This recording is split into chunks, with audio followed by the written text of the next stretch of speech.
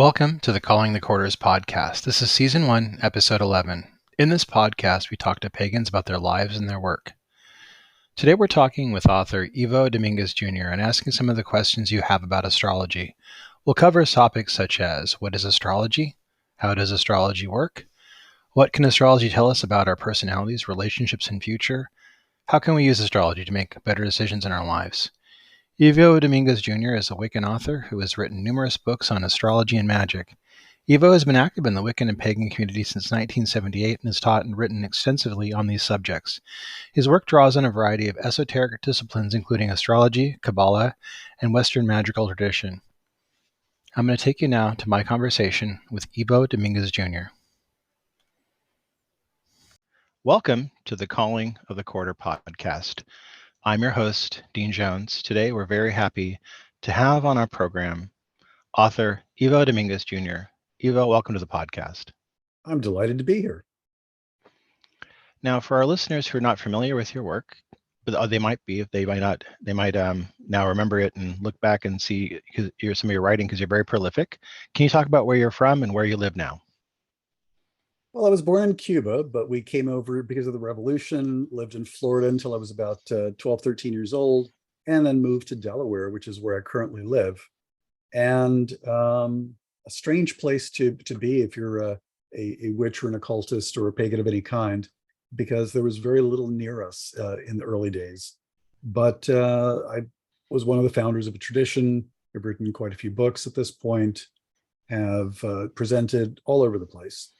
And I think of myself as much as a community builder and organizer as I do of a witcher, teacher, or occultist. I want to talk about that a bit. I'm old enough to remember, what it was like being a pagan back in, say, 1984. So you started with paganism in the 70s. Yeah. What was it like then, and how did you get started? My father was professor at University of Delaware. So even professors' kids had access to the library. So I had my card and I could have them pull up or request free interlibrary loan, just about anything. So I had a lot of curiosity about magic, spirituality, the occult, because I'd had a lot of experiences, psychic experiences as a child. And the first things that I ended up looking up were mostly ceremonial magic, honestly, because that's what was readily available in the card catalog. Very first book on magic I read was The Secret Lore of Magic by Idries Shah. And then I was writing earlier today and my brain is in writing mode because I'm on deadlines for several things. But I read most of Dion Fortune's books that were available at the time. Oh, yeah. And those, honestly, especially the fiction, have as much paganism as they do ceremonial magic. The first time I encountered an actual book that was truly pagan in focus, there was a book called The Waxing Moon, A Gentle Guide to Magic by Helen Chappell. Came out in 1974-ish, somewhere thereabout. I got it in high school, so it's got to be 74 because I graduated high school in 76. And it was perfect for me because it is a book that each chapter does a little story vignette about a specific kind of magic or tradition. So it's kind of like a sampler where you could examine all sorts of possibilities. And that was one of the clues that I got. Well, I think I want to be a witch or a pagan, mostly because even though I truly enjoyed the ceremonial material and a lot of the high magic that I'd been reading, I found that my connection to nature and to being with other people was more important to me than the kind of transcendence or high-speed spiritual evolution that was the goal of most of the systems I'd encountered. Was that when you kind of had your aha moment where you realized I am a witch, I'm a pagan? Yeah, absolutely. And then having read that book by The Waxing Moon, I also then knew the names of various kinds of traditions or systems, which allowed me to do better searches for new reading material. But I think the biggest breakthrough for me in terms of connecting to the community, and I've told the story many times, so I'll do the very short version of it. So my parents insisted that I had to have some kind of physical activity that counted as a sport. Yeah. And I get it, sound mind, sound body, yada, yada. So I got permission from the high school and my parents to leave the high school campus and go onto the campus of the University of Delaware, which was right next to it. And I took up fencing Oh, because nice. that was if you want me to do something that's physical in a sport, that'll be it. And I really enjoyed it and did it for quite a few years. But so I was still in high school, and we're changing in the locker room. And this guy that looked ancient to me at the time, because now he would have looked young because he was a grad student, and I was in high school. So he was changing fast, and out from underneath his t-shirt popped a little silver pentacle. And my eyes whipped. And I immediately said, "So, are you Gardnerian? Are you Alexandrian?" I started giving him the full list of questions, and his eyes got bigger and bigger. And he said, let's go outside to talk about this, because he's like hoping nobody has overheard any of this. Yeah. So we go outside, and he says, look, no respectable or decent coven is going to take somebody your age. You're not old enough yet. However, we do have a newsletter, and if you give me a bunch of self-addressed stamped envelopes, I will make sure that our coven sends you its newsletter. And when you become of age, you can look us up to see if you want to come to anything that we're doing. But that was actually my first real contact with somebody that I knew to be a witch or a pagan. And when I turned 18, that also meant I ended up going to a couple of. It was before the era of the camp out festival gathering scene, Yeah. or the hotel event scene, so that they were having what were listed as picnics, or which really were gatherings in parks and eating and talking. But once you got there, you realized the conversation was all magical stuff, which was wonderful. And I did a lot of listening and not a whole lot of talking, because that seemed like the prudent thing to do when you're a young pup. But it let me hear about what was going on in that beginning community.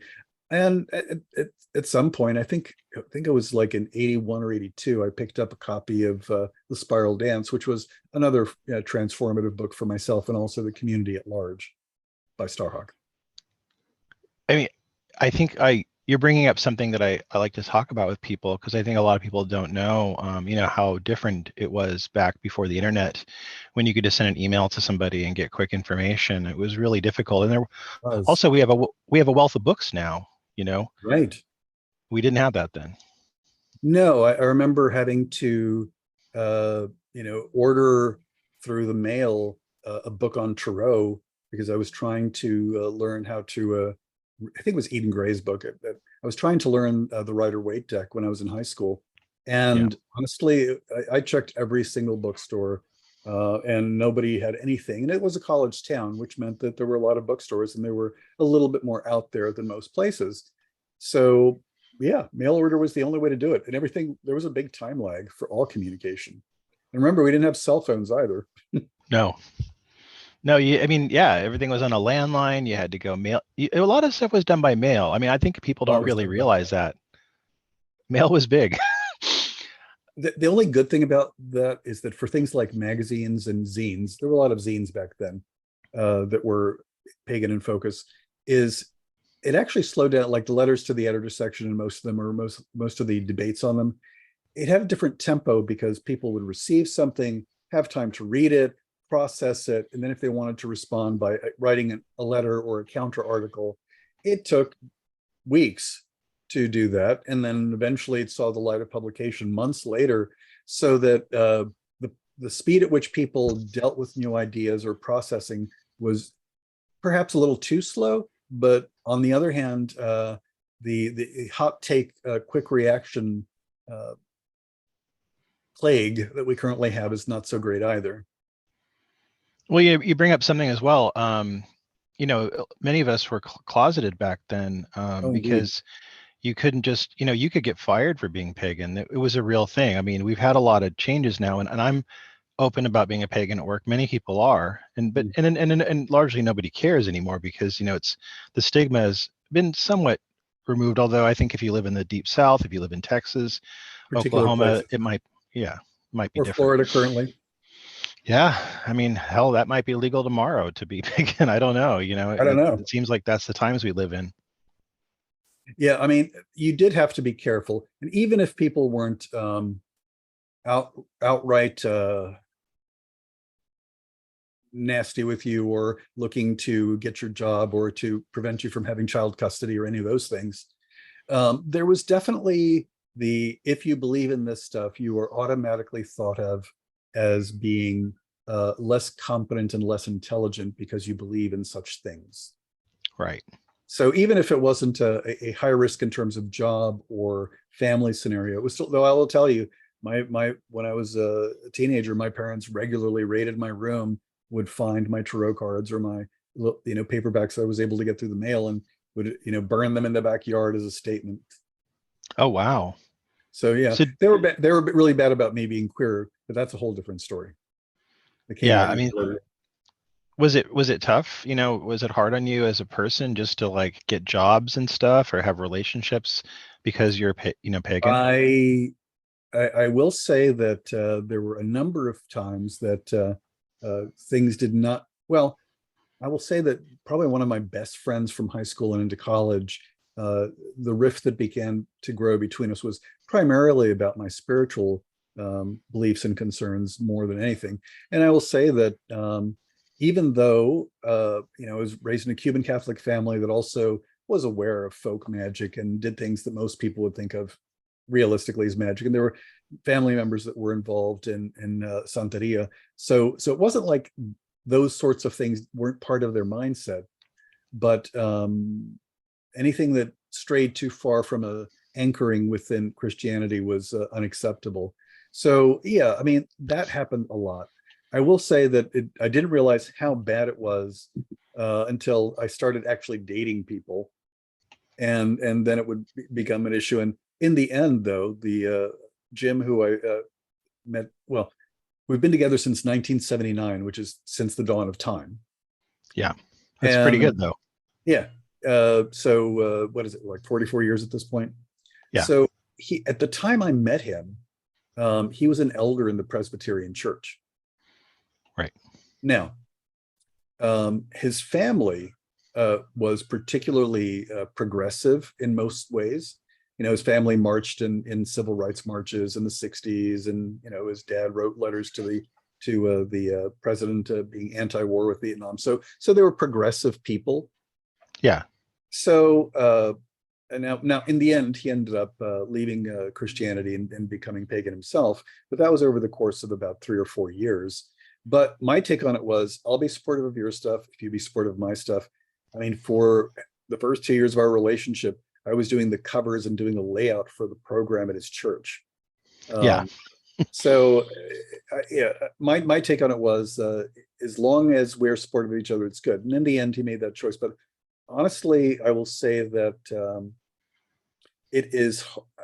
I've seen relationships that are mixed in terms of their religion or path, and some of them work really well, and some of them fly apart. And I think it primarily hinges on whether or not the persons are willing to be respectful of the differences. But it is one more stumbling block, especially if you're queer, because the choices are limited. Yeah. I know you primarily as a writer. I think I first saw your writing in Green Egg magazine and Green Man Yeah, magazine. yeah. And I remember I reached out to you, I think, at the time, and you were one of the first pagan authors who was really nice and would email back and stuff. And I just have seen you writing all over the place. You're very prolific, and we'll talk more about that later. How did you just when did you like decide to be a writer? Were you already writing kind of in college and stuff, or when did you kind of know that you wanted to be a writer, and when did you start writing stuff for pagan publications? Golly, I think I started writing for pagan publications in the late 70s. And yeah, in the late 70s, I started writing for pagan publications, a variety of local zines and some of the semi-national ones like Circle Network News as well. Yeah, Uh, but I'd been the editor of, I've been the managing editor of the newspaper in high school, worked on the literary magazine in school. Um, so I did a lot of writing. I didn't really think of myself as a writer at that point. And honestly, when I went to college, I thought I was going to be a geologist, but that didn't work out because I didn't want to. In the end, what killed me is not my love of geology, but my desire not to work for the corporations that mostly hire geologists for purposes that I'm not fond of. So I decided that I was going to do more writing because honestly, it was the only way to reach more people. I mean, there's a limited number of people that I can reach teaching locally, or even when the festival scene and the conference scene began, teaching at events. And the other bit is that there's only so much that you can do in those short 2-hour classes. If it's students in a coven, it's a whole different scenario. But the long, I began to lean towards the long form of books as a way of encapsulating what I've, in my mind, by the way, all the books I've written are one book. In my head, I'm just slowly trying to commit to paper as many of the things that I've learned along the way, or that I've intuited or reasoned. So in my head, it's one big book. Makes sense. I like that. I've seen that you've written quite a bit about astrology, and it Mm-hmm. pops up a lot in your work. Particularly, you have books about astrology, you have works about astrology, but a lot of it is also made specifically for pagans. How did you get into astrology, and what led you to it? What kind of drew you to it? I think, well, I'm gonna just say it's fate, Yeah. and I hate using that word, but one of the people that I met early on was this lovely woman named Ellen Reardon, and she was very bohemian, earthy, crunchy, leftover hippie-ish, and she was also an astrologer. And I met her at, I can't remember if it was, I think it was actually an anti-nuclear rally. But anyway, so uh, but I studied astrology with her, and though she was not considering herself a pagan or a witch at the time, I think she would if she were still alive, because um, pretty much everything she did rang true to that. The very first class I attended with her, she lit a candle in the center of her darkened living room, and then she did 12 dances as she walked around the circle, each of the dances representing the energy of the 12 signs. Wow. And I'm kind of going like, okay, this is interesting to me. And like I said, if she were here today, she would probably identify as a pagan or a witch. And I said, and in retrospect, I'm looking, that was a very pagan ritual that she did for the intro to her class. And she, though we were in the transitional zone. At that point, we were still calculating charts by hand. It wasn't until I'd actually been doing astrology for a couple of years that lo and behold, the first computers that had astrology programs were available, that were affordable.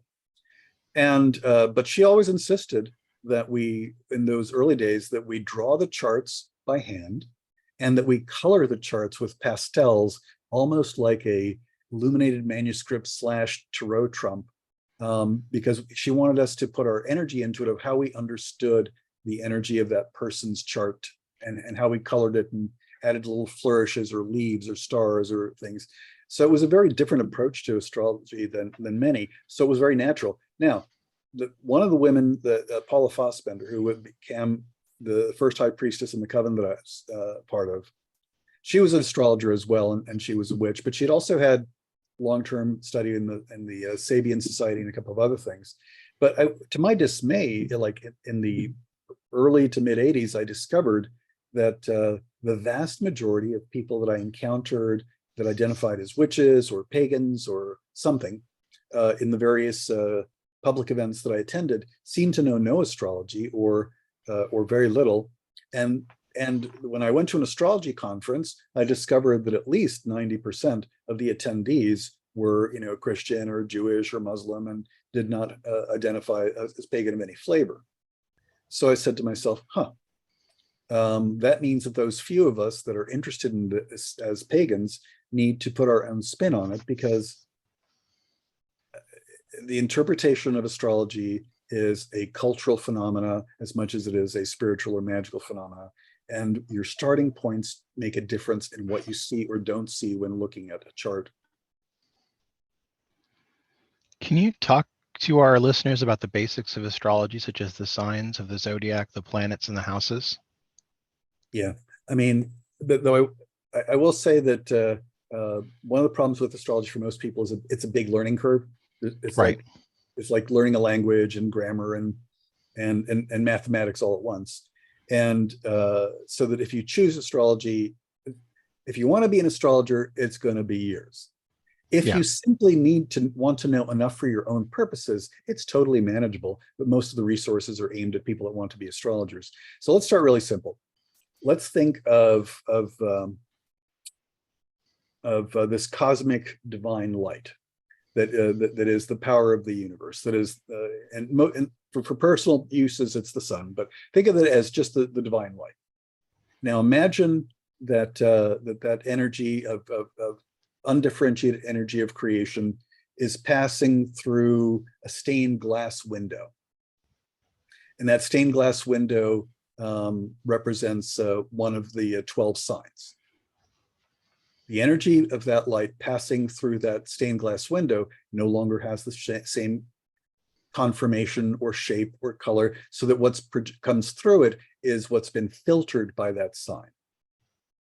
So you can think of the signs as being these giant stained glass windows with intricate colors and shapes.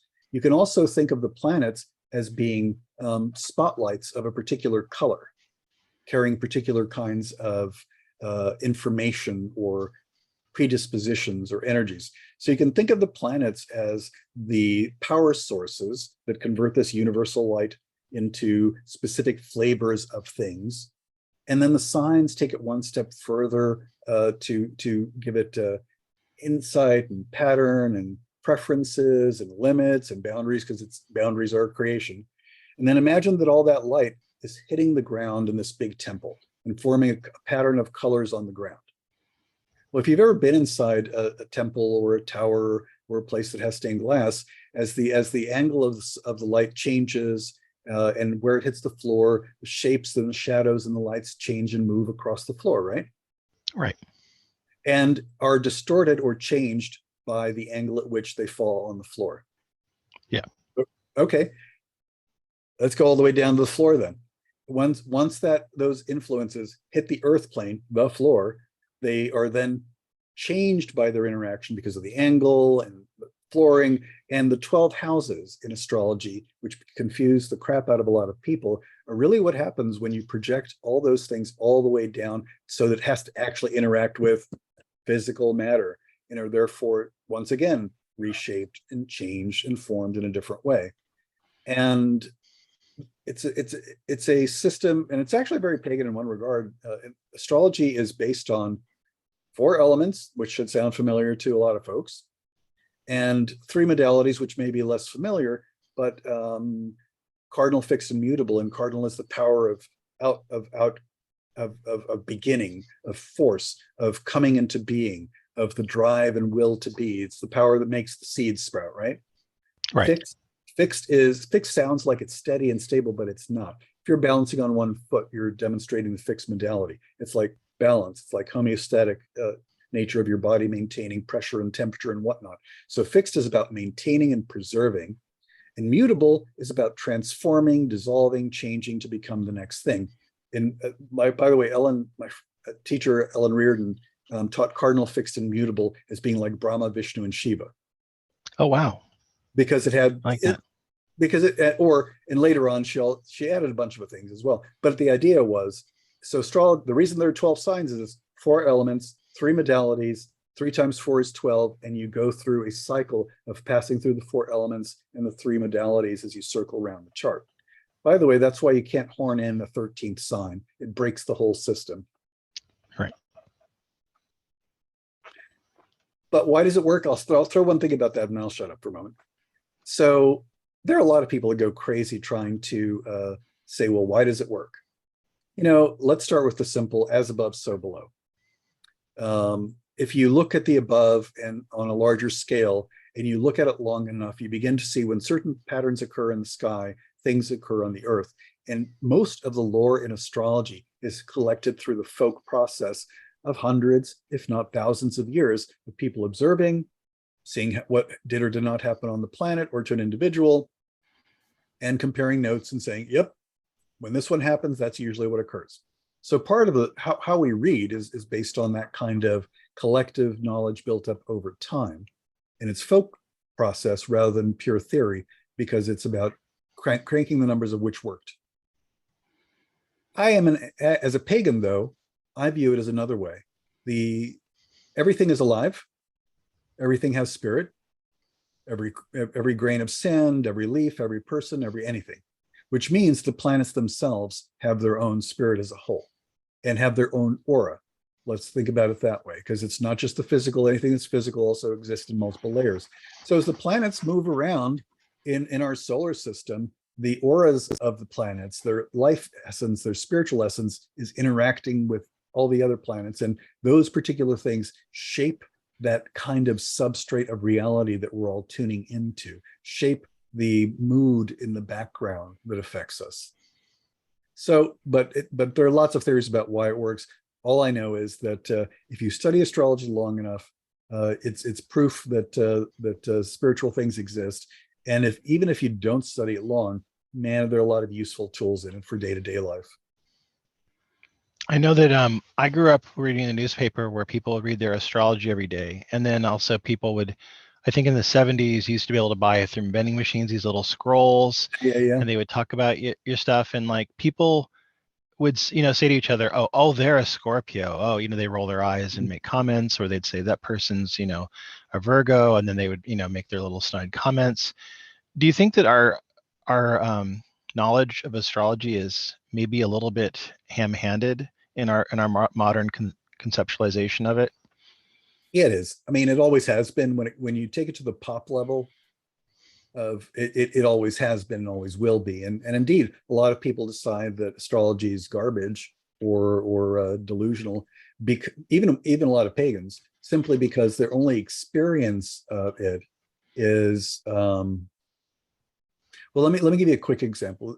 By the way, as a witch, knowing your sun sign is important, because that's the energy that was the energy of your beginning. So that's at the root of your core. It speaks to the flavor of your divine spark, if you will, in this incarnation. However, all the planets in your chart change you. Let me just throw out the moon just to make it simple. So you don't remember your life as security camera footage. Right. You tell a story to yourself of what your life is, what something means, so that you're always telling a story to yourself of who I am, what I am, and what things meant. The moon sign is the flavor of the author of that narrative. So that changes things pretty dramatically depending upon where your moon is compared to your sun. I'll skip the rising sign for a minute, but like Mercury tells you your style of thinking, your style of analysis, your style of rational cognition. Venus shows you your style of affectional and emotional appreciation and sensuality. Mars is your mode of asserting yourself or expressing your will. Jupiter speaks to how you put together the big picture of your schema for your politics and ideology. Saturn is your boundaries and limits, but kicks you in the butt so that you can actually mature and develop. It's your best teacher on the earth plane in that regard. And you can go through each planet and each house, and then you can throw in asteroids and other things, and all of those are used. So the thing is, every single person is all 12 signs.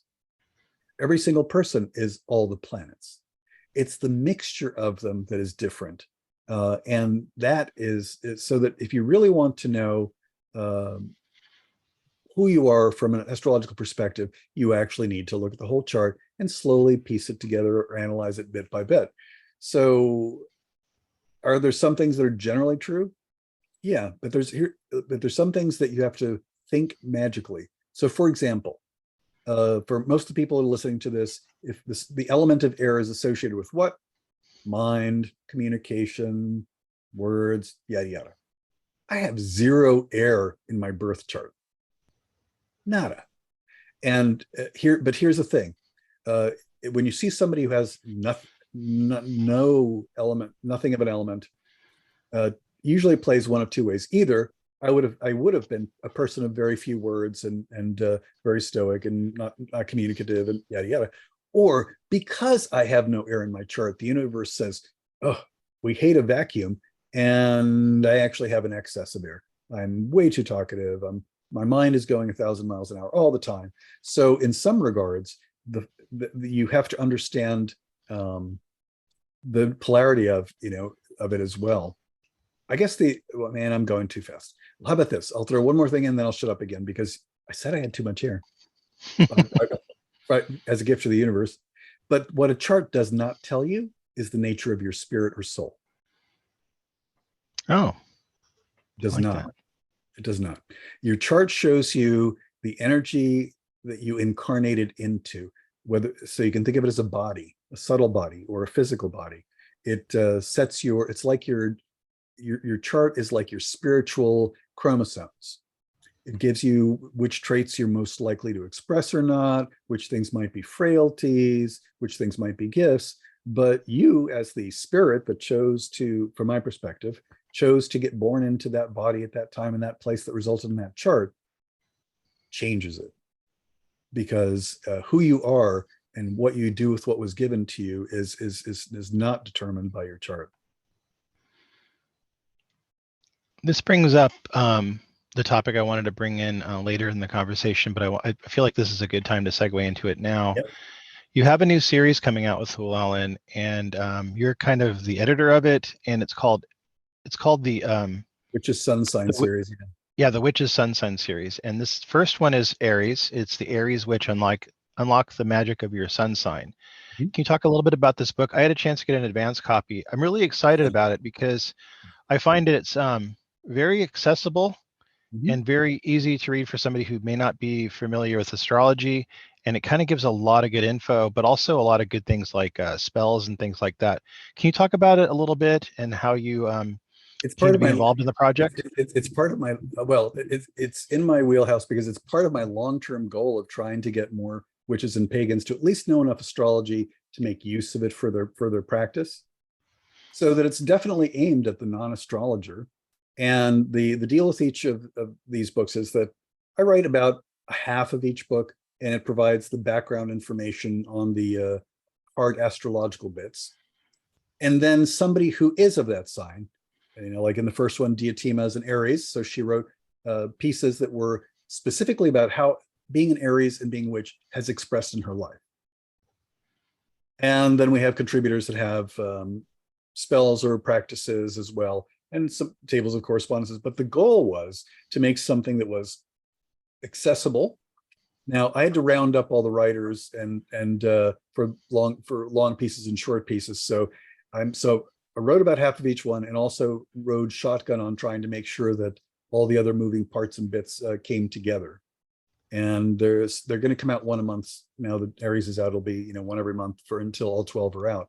But the other thing is, and I know people that intend to buy their sun sign and also their partner's sun sign, or somebody that they work with, to try to better understand them in that magical practice.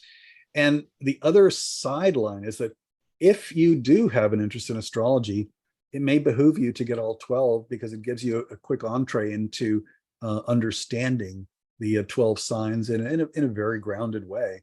There's also a ritual that is in each of them that's pretty much the same ritual with some variations to make it sign specific, that is about contacting the being or the spirit that is your sign, your sun sign.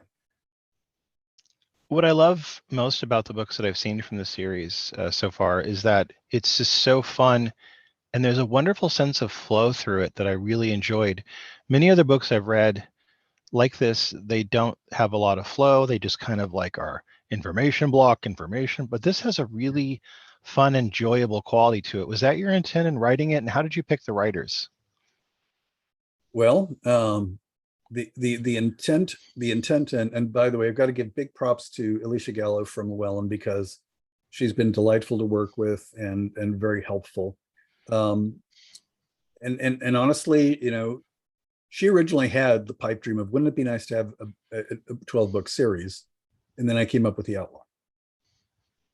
Now, approaching the writers was, who do I know in my life that is a witch or a pagan or an occultist that is pagan friendly, is capable, knows enough about astrology for this purpose.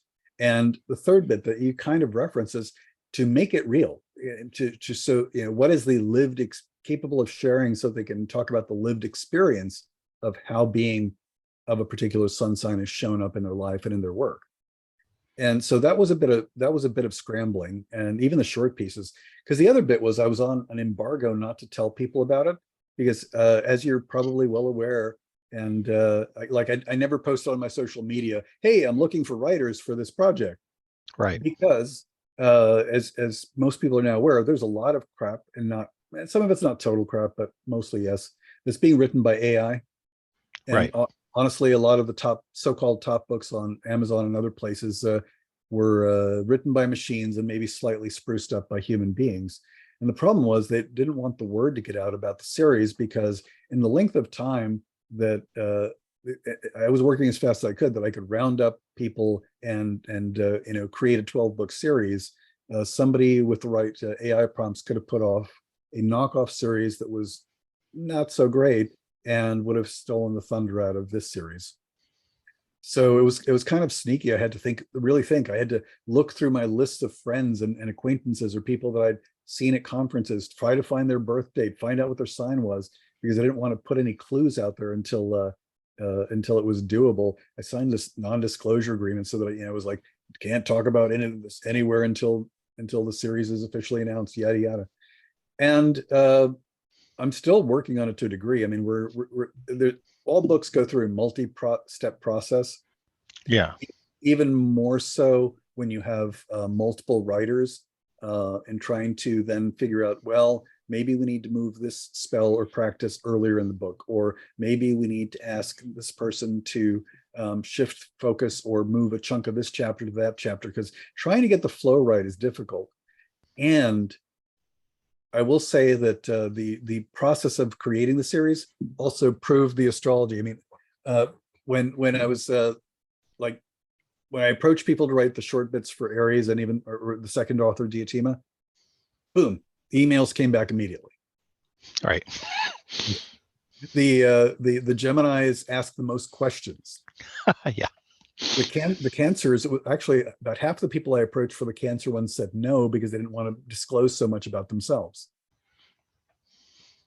But it's the Aquarius were the most rebellious, and in terms of pieces that were too long, pieces, the complete avoidance of the reality of deadlines.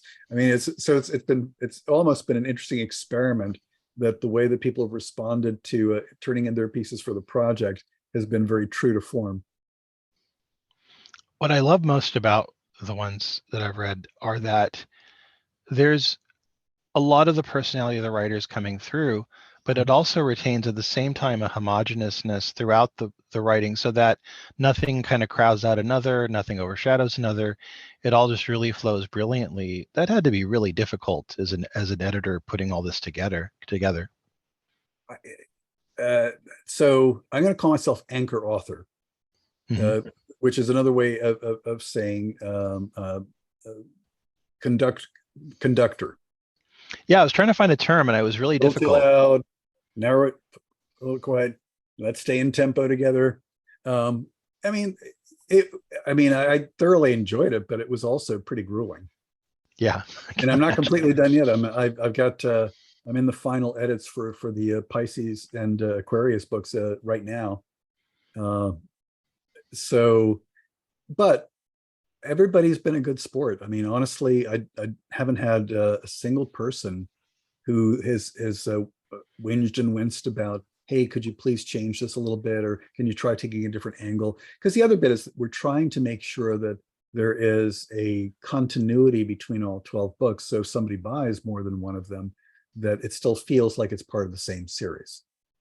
And the books had to all end up, the word counts for each of the books had to be within 5% of each other. One of the first things, in addition to your writing, that I knew about you was you created a resource online, which is the online pagan chant resource. I was really Yeah. blown away by this, and I want to let people who don't understand know that this is a big deal when this came out originally, and that it created a lot of gravitas for the pagan community with these chants. and being accessible to anybody. Can you talk about this a little bit and your impetus for Yeah, creating it? yeah. I mean, the first version of it was back in the early, I think it was the early '90s. Yeah, I think the early '90s was the first version of it because we finally had the internet and we had real audio, which was awful, but it was better than nothing. Um, and what I found was there were plenty of places where you could find uh, lyrics, and that's not great if you don't know the tune already. right. And most people can't read music, so that wasn't a viable option as well. So we, I and others, mostly me, or my partner Jim, would sit down in front of the computer and sing and record a chant, post it up on the website, and so on, getting permission from people, attributing whenever possible. Sometimes it took months or years to track down who actually wrote something, because in that era, nobody was interested in anything but just sharing their chants, and there were no copyrights. Um, but that last now the chant archive went through like three different stages. I think the first one died when the internet company that I was working with basically went out of business, and I had to rebuild it from scratch. The current version is not the same as the previous ones, but it's the same idea, providing a resource. And I honestly still use it if I'm going to be teaching at an event or doing something and say, hey, these are the chants we're going to be using. I'll send people the URLs to the chant so they can listen to them and learn them before they show up, which is helpful. And during COVID quarantine times, on the same chant website, there are also some guided visualizations, some path workings for full moons, dark moons, the 8 holidays, and so on that I added so that people could continue to have access to an experience of seasonal celebrations, even if they were not able to attend them. And those path workings also include a lot of the chants in the background or as part of the storyline of them. And I like doing those sorts of things. And I think chanting is very important. I think I've seen it cycle in and out of popularity, but I think it's time to cycle it back in because there are very few things that move mind, body, spirit, and energy as well as chanting. I agree. What now? This is a big game changer for a lot of people. And as a librarian and person who's worked with archives, to me, it's just invaluable. Was some of the feedback that you got from some of the people that used this? I was actually kind of shocked because I didn't actually get emails or messages from people about it for many years, and I was for the first couple of years after I started the chant website originally. It was basically, I'm doing this as a labor of love, and I'm not getting any feedback, but that's okay. Yeah.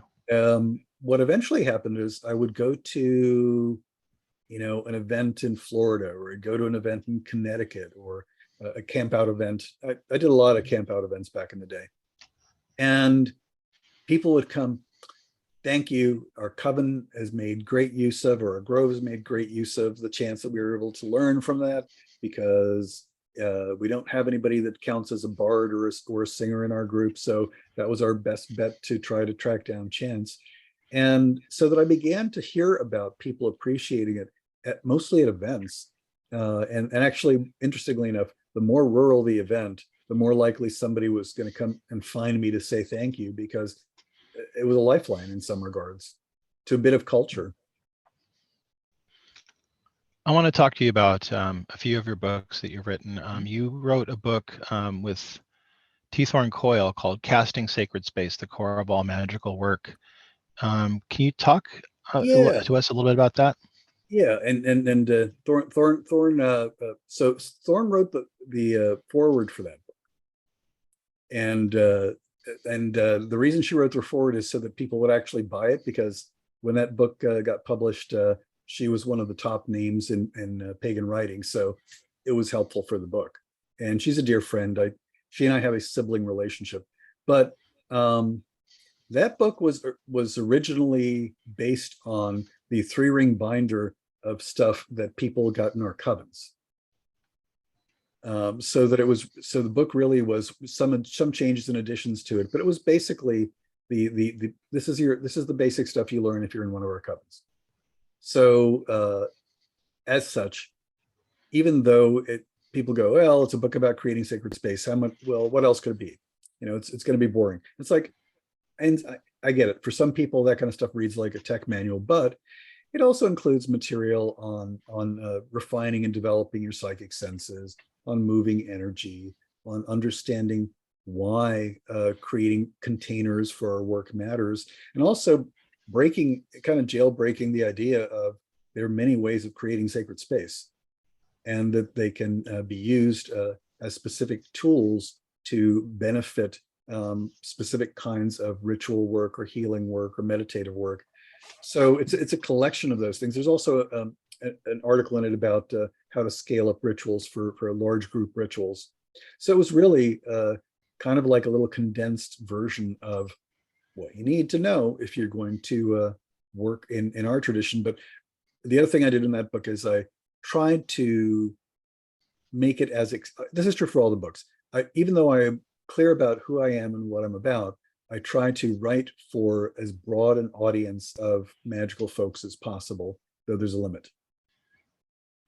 Do you think people take creating sacred space seriously enough in rituals? I find that I've seen public No, rituals where they gloss over it. no, they do not. No, they do not. And I think that, so here's the thing. I don't actually believe that in most cases you need this big complicated pattern of creating sacred space from the perspective of safety. Right. If we don't have this solid wall around us, the dark denizens of the abyss will come out and bite on our toe. No, Yeah. not so much. Not so much.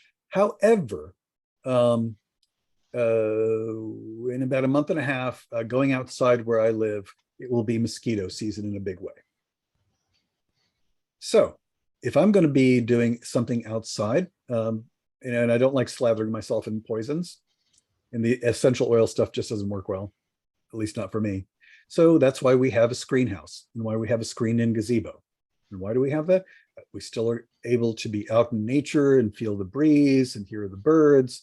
And we have this screen that keeps the bugs out, because bugs are a distraction. Sometimes the purpose of putting up a container, creating sacred space, is simply to put up the bug screen so that the background noise from your neighbors through the apartment wall, or the street noise, so that you create a space that is filtered and protected from some of the background stuff that would be distracting. The other bit is that creating sacred space is like acoustics. Everybody's had the experience of being in places where the acoustics are horrible and everything just sounds wrong, and other places where the acoustics are so amazing that somebody who doesn't have a refined voice or a very loud voice sounds wonderful and can be heard perfectly. So that it's also a way of creating a space that amplifies, focuses, and sweetens the energy that you raise. So depending upon what you're trying to do, creating a proper container, people go, everywhere is sacred space. Everywhere is sacred space, at least from my perspective. However, human beings create spaces that are decorated or are acoustically sound or are warm and comfy, whatever it is, to suit that purpose. And I think when people just do it pro forma and they say a couple of words and they wiggle their hands in the air doing whatever it is that they do, or scribing the circle, yada yada, it's not good. I'm really excited about this last question because I find the idea of it really intriguing, and I want to I couldn't help but ask about it. But you're one of the owners and stewards of Sealy Court, a 102-acre wooded land in southern Delaware. Yep. Can you talk about the space and what it means to you? Oh, well, it's my forever space. This is where I hope to be until the end of my days. But it's more important than that. I mean, the space has a labyrinth, 3 large areas for outdoor ritual, a screen and gazebo that I mentioned, multiple houses on the property that are used for workshops, and it's paid off. The land is paid off. There's no mortgage on it. And when we pass it, it falls into the hands of our tradition to maintain it. Though it's not just for our tradition, because we've loaned the land out to a number of other people to use for various things. It's also wooded. It's across from a state forest on 2 sides. 2 sides are bounded by state forest, so it feels bigger than it is. And it's also the home for the New Alexandrian Library project. So it's a way of creating infrastructure, but the way we did it was, three of us moved down here originally, sold our houses, sold everything we had, bought the land, built a house here. Then two other households are on the land. That that basically we all have interlocking wills, so that everything that we own in terms of structures and land end up going back to the tradition to remain in the hands of folks that are going to keep it as pagan sacred land. Now, I imagine that a lot of our listeners are familiar with the New Alexandrian Library. For those who are not, can you just talk a little bit about the New Alexandrian Library? It's a long-term project. The building is built. It's a concrete dome, which makes it very solid. When Hurricane Sandy went over it, it didn't do any damage whatsoever. And we've been collecting ephemera, artwork, books from any and all traditions that have a spiritual, magical component to them. COVID did a number on us because that was just about when we were ready to start opening it up publicly. Oh, yeah. But we're in the process of relaunching that now, getting things back on the shelves and in order. So look up New Alexandrian Library if you like, but .org. And in the short run, it'll be a place where people can visit, and the older, rarer things don't leave the building. You have to study on site. The things that we have, like multiple copies of, will be on available, and it's a loan thing. But we also hope to do interlibrary loan, especially with other pagan libraries. Very nice. I'm very excited about that. Ivo, I want to thank you for being on the podcast. I've loved getting a chance to talk to you, and I want to thank you for all the work that you've done over the years. Thank you. It's been a lot of fun. That was my conversation with author Ivo Dominguez Jr. His new book, which is part of a series, is out now. It is Aries Witch, Unlock the Magic of Your Sun Sign, the Witch's Sun Sign Series, Book 1. Next week, we'll be speaking with author Jamie Waggoner, whose new book, Hades, Myth, Magic, and Modern Devotion, will be out this year. Until next time, have a blessed week.